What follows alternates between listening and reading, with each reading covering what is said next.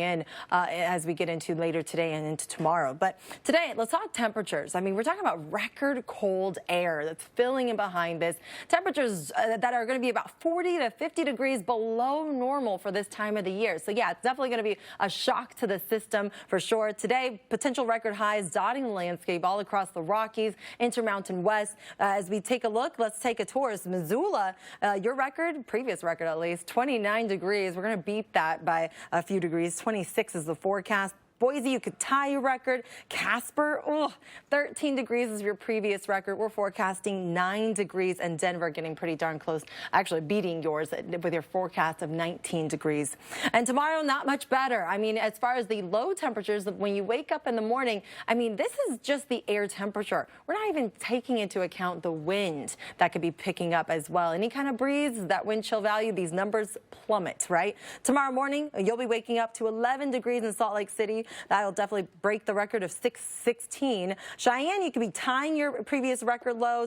Denver, you could tie. And Casper, minus 9 degrees. Yikes. And tomorrow, we're still seeing it. But granted, Alex, now we're seeing these lows, the records, dropping even further south. Now we're talking about Texas, New Mexico, seeing these numbers plummet. Yeah, really spreading the love of the cold across these areas. It's going to be chilly farther south than you said. Yeah, and it's unfortunately going to be impacting possibly your Halloween plans. I'll cover that in just a second. But overall, that pattern, like Alex had mentioned, things can stay pretty frisky, especially since we have a couple of boundaries that are kind of provide that lift that those thunderstorms need to get going. We do have that low pressure system that is going to get interrupted with all this moisture. Dew points already in the 60s and 70s the farther south we go. So all that moisture, it's going to be feeling a little on the humid side as we get into late this week as well. Granted, the temperatures are going to be a little bit more comfortable. So it's not going to be a cold rain that'll be impacting your Halloween across the southeast.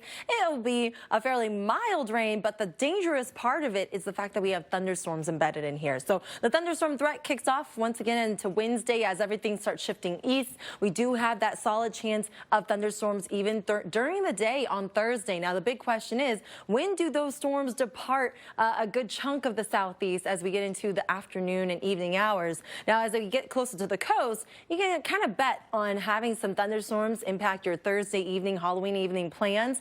But even parts of the Florida Panhandle, that could easily lift up north as well. So keep a close eye on the forecast. So as we take a closer look at Dallas, now we do have that shot for rain and wind coming in for Tuesday and Wednesday, drying up for nicely by Thursday, but we do have those temperatures dropping behind that, keeping it pretty chilly as well. And as far as how much rain we're expecting, Birmingham, we're expecting up to 2 inches widespread across the entire metro. I-20 could see some impacts as well, and even I-65, Alex. All right, well, Winter Storm Bessie on the move now, and the next stop is going to be the plains and the Midwest, where the heaviest snow will